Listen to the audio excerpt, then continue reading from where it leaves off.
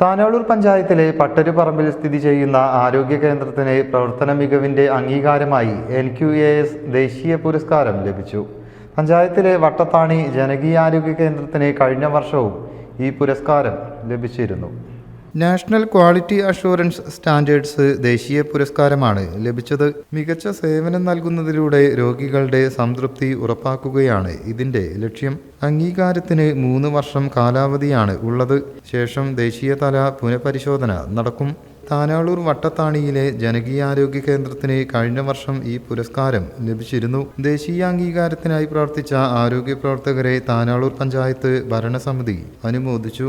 മൂലക്കൽ ആരോഗ്യ ഉപകേന്ദ്രത്തിൽ നടന്ന പരിപാടി പഞ്ചായത്ത് അധ്യക്ഷൻ കുഞ്ഞിപ്പ തയ്യമ്പാടി ഉദ്ഘാടനം ചെയ്തു. ഇവർക്ക് ആത്മാർത്ഥമായ ബന്ധം നമ്മളോടുണ്ട്, ഇവർക്ക് കൂറുണ്ട്.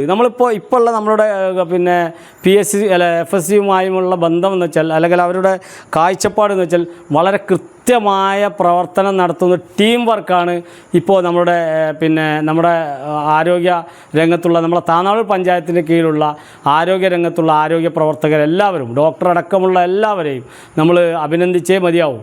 ഉപാധ്യക്ഷ K. ഫാത്തിമ ബീവി അധ്യക്ഷയായി. സ്ഥിരം സമിതി അധ്യക്ഷൻ TK Nazeer, medical officer doctor Nizam Kasim, panchayat ആസൂത്രണ ബോർഡ് ഉപാധ്യക്ഷൻ PS Sahadevan, ജനപ്രതിനിധികളായ TP Moinuddin, B. Pushpalatha, E. Suja, NK Ajitha, പൊതുപ്രവർത്തകരായ Madampat Haneefa, Sulaiman Chatheri, Ashraf Illikkal, ആരോഗ്യ പ്രവർത്തകരായ ഡോക്ടർ മുഹമ്മദ് മുസമ്മിൽ, അബ്ദുൽ സലാം, ബെഞ്ചമിൻ, ജയശ്രീ, ഷൈനി എന്നിവർ സംസാരിച്ചു.